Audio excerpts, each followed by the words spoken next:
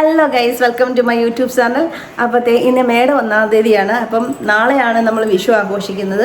അപ്പോൾ അതിന് മുന്നോടിയായിട്ട് ഇന്ന് മേടം 1-ന് ഞാൻ കുറച്ച് ഉണ്ണിയപ്പം ഭഗവാന് വേണ്ടിയിട്ട് ഞാൻ ആദ്യം തന്നെ അതിലാണ് ഞാൻ സ്റ്റാർട്ട് ചെയ്യുന്നത് കേട്ടോ. അപ്പം ഞാൻ ആ ഉണ്ണിയപ്പം ഉണ്ടാക്കാൻ പോവുകയാണ്. അപ്പം അതിലേക്ക് നിങ്ങളെ കൂടി ക്ഷണിക്കുകയാണ് കേട്ടോ. അപ്പം എല്ലാവർക്കും വിഷു ആശംസകൾ, എൻ്റെയും എൻ്റെ കുടുംബത്തിൻ്റെയും വിഷു ആശംസകൾ നേരുന്നു. അപ്പം നമുക്ക് ഉണ്ണിയപ്പം ഉണ്ടാക്കാൻ പോയാലോ?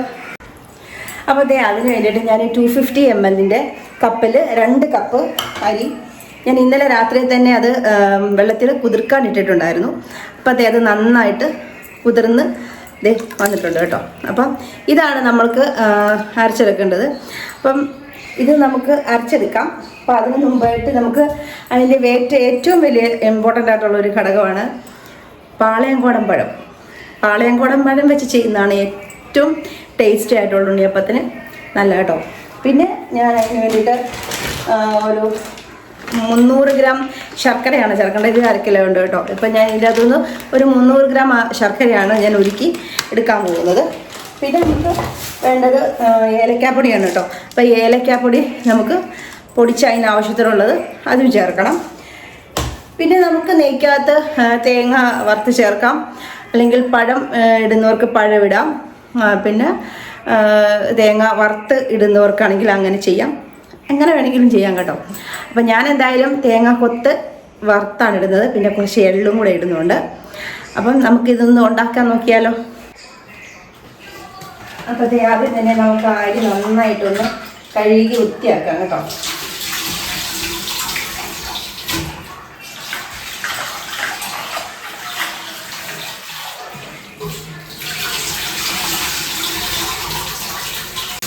അരി നന്നായിട്ട് കഴുകി വൃത്തിയാക്കി വെച്ചിട്ടുണ്ട്.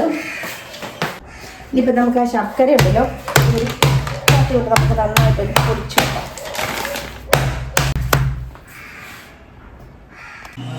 അപ്പോഴത്തേ ഞാൻ ആ ശർക്കര നന്നായിട്ട് ഇരിച്ച് പൊടിച്ചിട്ട് ഒരു 250 ഗ്രാമോളം അത് ഞാൻ എടുത്ത് വെച്ചിട്ടുണ്ട് കേട്ടോ. ബാക്കി ഞാൻ ഇവിടെ വെച്ചിട്ടുണ്ട്.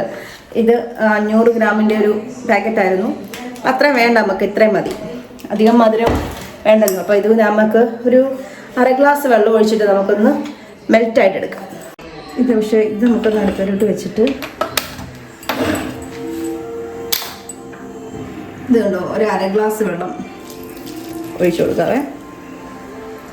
അപ്പോൾ അതവിടെ ഇരുന്ന് മെൽറ്റാവട്ടെ. അപ്പം നമുക്ക് ഈ അരി ഈ ഒരു ജാറിലേക്ക് ഇട്ട് കൊടുക്കാം കേട്ടോ. ഞാനിത് മൊത്തത്തോടെ അങ്ങ് ഇട്ട് കൊടുക്കുവാണേ.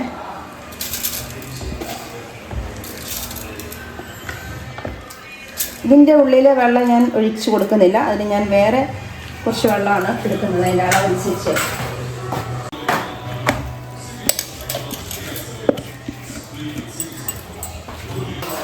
അതിന് ഞാൻ ഒരു 1/2 ഗ്ലാസ് വെള്ളം മാത്രമേ ചേർക്കുന്നുള്ളൂ കേട്ടോ.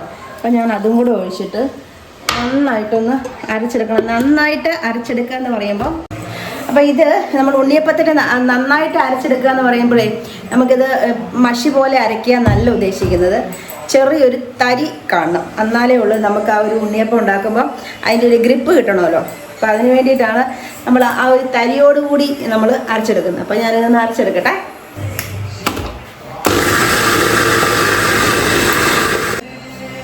അപ്പോഴത്തേ ഇത് കണ്ടോ, ഞാനിത് അരച്ച് എടുത്തിട്ടുണ്ട് കേട്ടോ. അപ്പോൾ ഇതിൻ്റെ ഒരു കൺസിസ്റ്റൻസി എന്ന് പറഞ്ഞാൽ ഇത് കണ്ടോ, ചെറിയൊരു തരി പോലെ ഉണ്ട് കേട്ടോ. ചെറിയൊരു തരി പോലെ ഉണ്ടോ, ആ ഒരു തരി പോലെയാണ് ഞാനിത് അരച്ച് എടുത്തിരിക്കുന്നത് കേട്ടോ. അപ്പോൾ ഇത്രയും മതി, ഇത് അരഞ്ഞത് ഇത്രയും മതി. അപ്പോൾ ഇത് നമുക്കൊരു പാത്രത്തിലേക്ക് ഒഴിച്ചു കൊടുക്കാം. എന്നിട്ട് നമുക്ക് പഴം കൂടെ അരച്ച് ചേർക്കാനുണ്ട്. അപ്പോൾ ഇത് നമുക്ക് ഒരു പാത്രത്തിലോട്ട് അങ്ങോട്ട് ഒഴിച്ചു കൊടുക്കാതെ. അപ്പോൾ ഇത് ഈ പാത്രത്തിൽ ഇത്രയും ഒഴിച്ച് വെച്ചിട്ടുണ്ട്. ഇത് നമുക്ക് മാറ്റി വെക്കാം. ഇനി നമുക്കത് പഴം അരച്ചെടുക്കാം. അതിന് വേണ്ടിയിട്ട് ഞാൻ ഈ പാളയംകോടൻ പഴം ഉണ്ടല്ലോ, ഒരു 6 എണ്ണമാണ് എടുക്കുന്നത് കേട്ടോ. ഇതൊരു 6 എണ്ണം.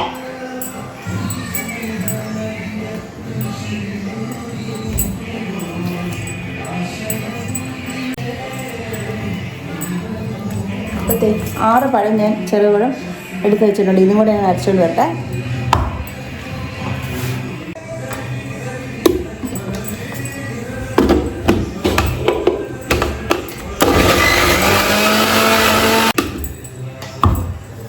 അത് നന്നായിട്ട് അരിഞ്ഞിട്ടുണ്ട് കേട്ടോ. അപ്പം ഇതും കൂടെ നമുക്ക് അരിപ്പൊടിയിലോട്ട് ഇട്ട് കൊടുക്കാവേ. ഇപ്പോഴത്തെ ഈ പഴം നമുക്ക് ഉണ്ടോ നമുക്ക് ഒഴിച്ചു കൊടുക്കാം.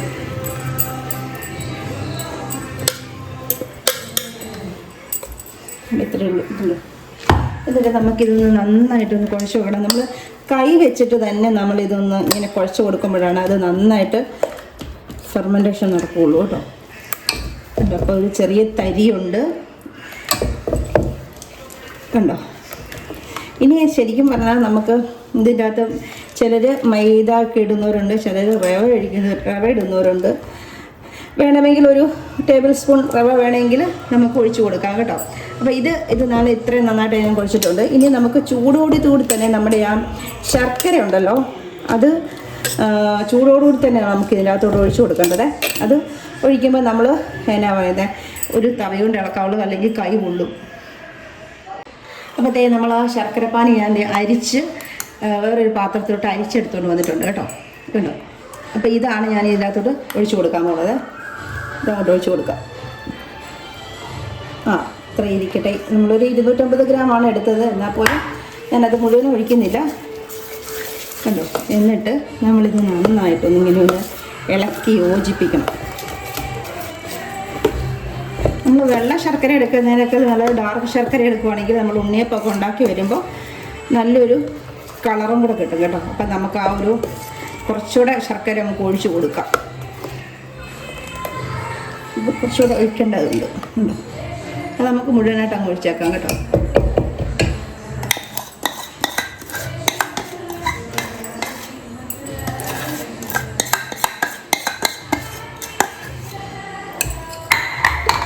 എന്നിട്ട് നന്നായിട്ട് നമുക്കൊന്ന് ഇളക്കി യോജിപ്പിച്ച് അങ്ങോട്ട് വെക്കാവേ. ഒരു വലിയ ചൂടില്ല, ചെറു ചൂടോടുകൂടിയാണ് ഞാൻ ആ ശർക്കരപ്പാനി ഒഴിച്ചിരിക്കുന്നത്. അപ്പോൾ ഇനി നമുക്ക് നമ്മുടെ ഏലക്ക ഒന്ന് പൊടിച്ചെടുക്കാവേ. അതാണ് നമുക്കിനി ഇതിൻ്റെ അകത്തോട്ട് ചേർക്കാനുള്ളത്. അപ്പോൾ അതുവരെ ഇതൊന്ന് നമുക്കിതൊരു മാറ്റി മൂടി വെക്കാവേ. അപ്പോഴത്തേ അതിന് വേണ്ടിയിട്ട് ഞാനൊരു മിക്സിയുടെ ജാറിലോട്ട് കുറച്ച് പഞ്ചസാര ഇത്തിരി എടുത്തിട്ടുണ്ട്. ഒരുപാട് പഞ്ചസാര ഒന്നുമില്ല, 1 സ്പൂണോളം ഉള്ളൂ കേട്ടോ. അപ്പോൾ അതിൻ്റെ അകത്തോട്ട് ഞാൻ ഒരു 10ഓളം ഏലക്ക ഇട്ട് കൊടുക്കാവേ. എന്നിട്ട് ഇത് രണ്ടും കൂടെ നമുക്ക് നന്നായിട്ട് അങ്ങോട്ട് പൊടിച്ചെടുക്കാം. എന്നിട്ട് നമുക്കൊരു അരിപ്പയ്ക്കകത്തൂടെ അരിച്ചിട്ട് ആ പൊടിയാണ് നമുക്ക് ഇതിൻ്റെ അകത്തോട്ട് ചേർക്കേണ്ടത്. തേങ്ങ ഞാൻ ചെറിയൊരു അരിപ്പയ്ക്കകത്ത് വെച്ചിട്ട് ഇതുപോലെ ഉണ്ടോ, ഇതുപോലെ ഇങ്ങനെ അരിച്ചെടുക്കുന്നുണ്ട് കണ്ടോ.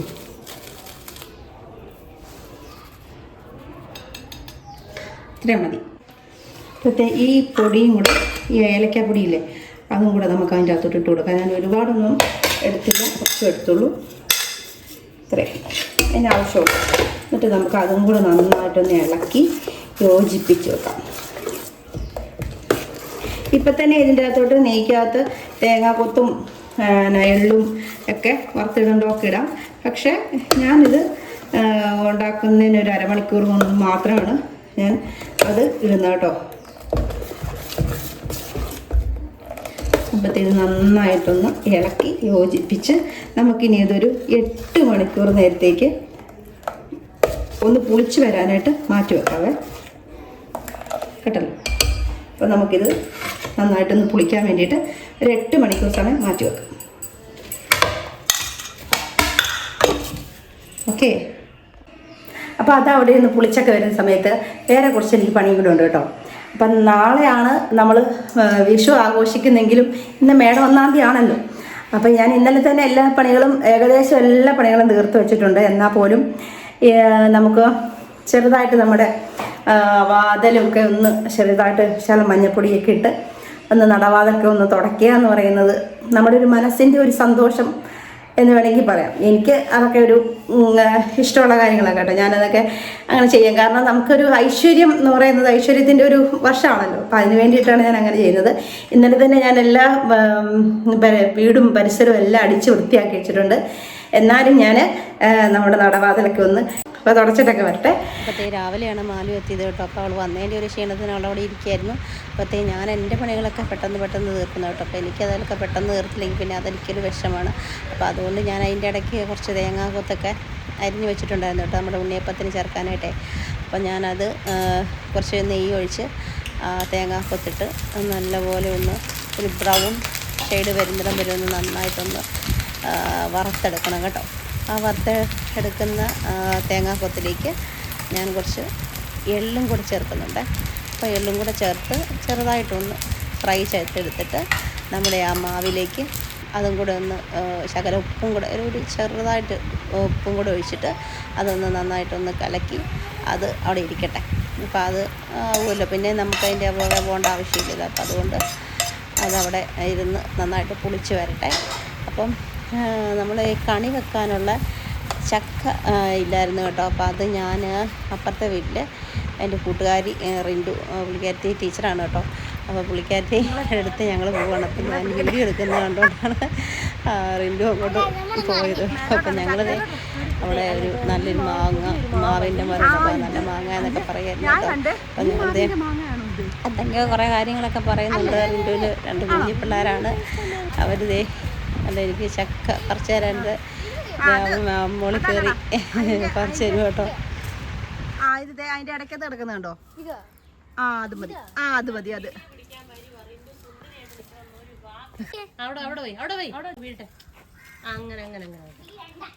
ദൈവമേ, ഞാനൊക്കെ അല്ലായിരുന്നു കേട്ടോ. റിൻറ്റുവിൻ്റെ മോള് റെയിലി എന്നെ പിടിച്ച് വലിച്ചവൾ അവിടെ നിന്ന് തന്നെ എഴുന്നേൽപ്പിച്ചതാണ് കേട്ടോ നിങ്ങളാ കണ്ടത്. ദൈവമേ, ഞങ്ങൾ അവിടുന്ന് ഒരു ചെറിയ ചക്കയും കൂടി ഇടാൻ വേണ്ടിയിട്ടാണ് ഞാൻ അപ്പുറത്തെ പ്ലാവിൽ നിന്ന് ഇപ്പുറത്തെ പ്ലാവിലേക്ക് ഞങ്ങൾ രണ്ടുകൂടെ വന്നു കേട്ടോ. അതിൻ്റെ ഇടയ്ക്ക് ഞങ്ങൾ കുറേ സ്വകാര്യതകളൊക്കെ ഞങ്ങൾ സംസാരിച്ച് കുറേ ഞങ്ങൾ ചിരിച്ച് കേട്ടോ. അങ്ങനെയൊക്കെയാണ് ഞങ്ങളുടെ ഒരു കാര്യങ്ങൾ. ഇടയ്ക്കുള്ള സമയത്തൊക്കെ ഇങ്ങനെയൊക്കെ എന്തെങ്കിലുമൊക്കെ വിശേഷങ്ങളൊക്കെ പറയാറുണ്ട്. പുള്ളിക്കാരത്തി ഒരു തമാശക്കാരിയാണ് കേട്ടോ. അപ്പോഴത്തെ അങ്ങനെ നമ്മൾ ഒരു 7 മണിയൊക്കെ ആയപ്പോൾ തന്നെ നമ്മുടെ ഉണ്ണിയപ്പത്തിൻ്റെ മാവ് റെഡിയായിട്ടുണ്ട്. അപ്പോഴത്തേ ഞാൻ എണ്ണയൊക്കെ ചൂടാക്കി മാവ് എണ്ണയിലോട്ട് ഒഴിച്ചു കേട്ടോ. നല്ല രീതിയിൽ അത് പൊങ്ങി വന്നിട്ടുണ്ട് കേട്ടോ. അടിപൊളിയായിട്ട് കേട്ടോ, സൂപ്പറായിട്ട് നല്ല രീതിയിലത് എനിക്കത് ഉണ്ണിയപ്പം നന്നായിട്ട് കിട്ടി കേട്ടോ. ഒരു കുഴപ്പമില്ലായിരുന്നു.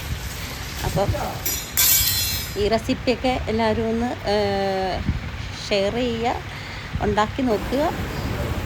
അപ്പം അടിപൊളി ഉണ്ണിയപ്പമാണ്. അപ്പോൾ ഈ വർഷത്തെ വിഷുവിന് ആദ്യത്തെ ഒരു വിഭവം എന്നുള്ള രീതിയിൽ എനിക്കത് പെർഫെക്റ്റായിട്ട് കിട്ടിയിട്ടുണ്ട് കേട്ടോ. അതിൻ്റെ ഒരു സന്തോഷവും ഉണ്ട്. അങ്ങനെ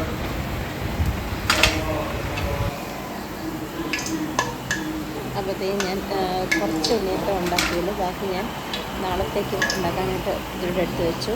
കാരണം എന്ന് വെച്ചാൽ നമുക്ക് കണിയൊക്കെ ഒരുക്കണമല്ലോ. അപ്പോൾ അതിൻ്റെ തിരക്കിലാണ് ഞാനും മാലും ശ്രീകുണ്ണും കൂടെ. അപ്പോൾ അതൊക്കെ ഒരുക്കി വെക്കണമെങ്കിൽ സമയം വേണമല്ലോ. അപ്പോൾ അതുകൊണ്ട് അപ്പോൾ ദൈവതീയുടെ അവിടെ ഇരിപ്പുണ്ട്. ഞങ്ങളതേ ഓരോരോ പണികളൊക്കെ ആയിട്ടിങ്ങനെ നടക്കുകയാണ്.